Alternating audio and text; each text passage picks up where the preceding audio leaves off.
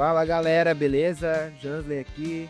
Hoje no nosso primeiro vídeo aqui nesse formato diferente aqui, diretamente do ônibus filosofal. Hoje vamos falar um pouco sobre o que é a filosofia. E hoje com a presença aqui especial, né, dos nossos atores aqui, dos nossos queridos alunos, né? A Espoleta, Marion, Marinha, o Brad mais ali no canto. E hoje todo mundo aqui para ouvir um pouco sobre filosofia, né? O que é filosofia, afinal de contas, né? Prestar atenção. Nós estamos vivendo a era de ouro da superficialidade, né? Eu, você, né? Todo mundo, né?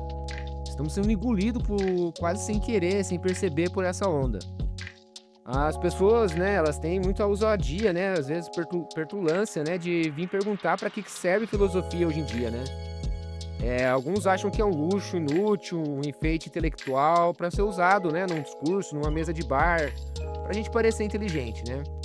Mas isso mostra uma ignorância, né, assustadora das pessoas, né? O Gilles Deleuze, né, um dos pensadores mais cortantes, né, mais afiados do século XX, respondeu essa pergunta de uma forma que deveria ser emoldurada na porta de cada escola.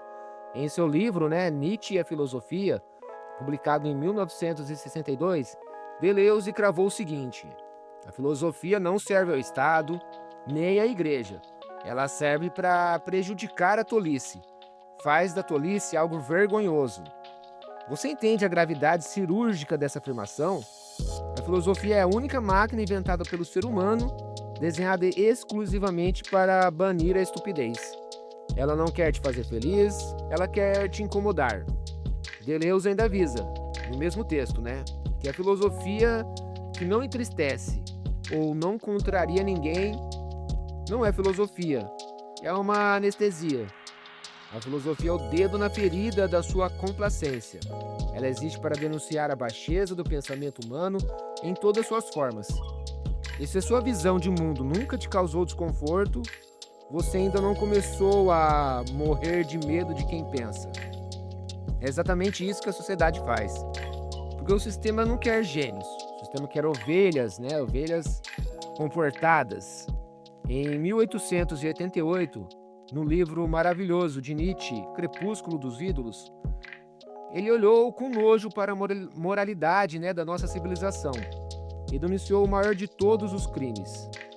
Ele disse que o que chamam de melhoria da humanidade nada mais é do que uma domesticação da besta humana. Olha que força avassaladora dessa palavra, domesticação. Nietzsche escancarou que a educação e a moralidade tradicionais operam exatamente como adestrador no zoológico de horrores. Eles pegam a sua potência de existir, a sua ferocidade natural, sua energia vital e te transformam num animal doente, previsível, castrado. O ser humano domesticado de Nietzsche, descrito nesse texto, é esse sujeito que você vê no espelho todos os dias. O sujeito medroso, que abaixa a cabeça para qualquer autoridade, que obedece sem questionar, e no fim do dia ainda tem a audácia de chamar a própria covardia de virtude cívica. A filosofia é o único antídoto contra essa domesticação covarde. É o grito de revolta contra a coleira invisível que colocaram no seu pescoço. Se você foge do pensamento crítico, você não é um cidadão exemplar. Você é apenas um bicho de rebanho esperando a ração que o mundo decide jogar no seu prato para poder continuar a enxergar o significado do que está construindo. Pode ver os alunos todos aqui, né, muito dedicados a matérias, né, prestando bastante atenção, pelo menos com os ouvidos estão, né, captando a informação. E justamente é isso que falta para o sujeito arrogante que parece com um sorriso cínico dizendo que a ciência já resolveu tudo. Que a filosofia ficou no passado e hoje nós temos a tecnologia. Isso é uma miopia intelectual constrangedora. Os maiores cientistas da história da humanidade, os gênios da física e da matemática, dariam risada dessa afirmação, né, minúscula. Albert Einstein, homem que rasgou o tecido do espaço e tempo e reescreveu o universo, escreveu em uma carta em 1944 para o filósofo Robert Thornton, que é um soco no estômago desse cientifismo barato, né? Einstein disse, e eu cito literalmente, o conhecimento do fundo histórico filosófico fornece aquela independência de preconceitos de que sofre a maioria dos cientistas. E o gênio vai além do mesmo documento de 44. Ele afirma que essa independência criada pela filosofia é a marca da distinção entre um mero artesão, um especialista técnico e um verdadeiro buscador da verdade. Vocês conseguem compreender? Sem a filosofia, o cientista é apenas um mecânico apertando um parafuso no laboratório. O físico Ernst Schrödinger fez o mesmo alerta em 51. A ciência separada do pensamento filosófico perde todo o seu valor. A ciência explica como construir a bomba, mas é a filosofia, a única, que te capacita a recusar a ser um asno guiado por uma cenoura. É isso que é a filosofia no frigir os ovos, né? Presta atenção no que estamos construindo aqui.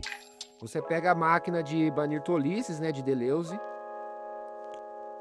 Você pega a revolta furiosa do homem domesticado, né, de Nietzsche. E você junta tudo isso com a independência dos preconceitos que a maioria dos físicos da história, como Albert Einstein, passou, né? E você tem na mão uma ferramenta de libertação muito mais letal e talvez maior ferramenta já forjada pela espécie humana. Filosofar não é ler calhamaços de papel velho para parecer sofisticado e jantares. Filosofar é assumir o controle violento da sua própria mente. É olhar para a mediocridade do mundo, para a boiada caminhando alegremente em direção ao matadouro do conformismo. Fincar os pés no chão e dizer: eu não, eu me recuso. Eu não serei domesticado. Eu não serei tolo. Eu serei o dono absoluto da minha própria potência. A filosofia não é um refúgio para os fracos de espírito. Ela é uma arena destinada àqueles que têm o estômago necessário para suportar o peso esmagador da própria liberdade. Obrigado, essa foi uma visão aí, né, do que é a filosofia, um ponto bem importante para a gente elucidar, né, esse conhecimento. E até a próxima aí, entre na nossa página, né, no jansley.com.br/filosofia, acessem lá. E obrigado a todos aí, nossos alunos que estiveram presentes aí, talvez uns mais do que outros, mas o importante é a presença. Valeu, abraço.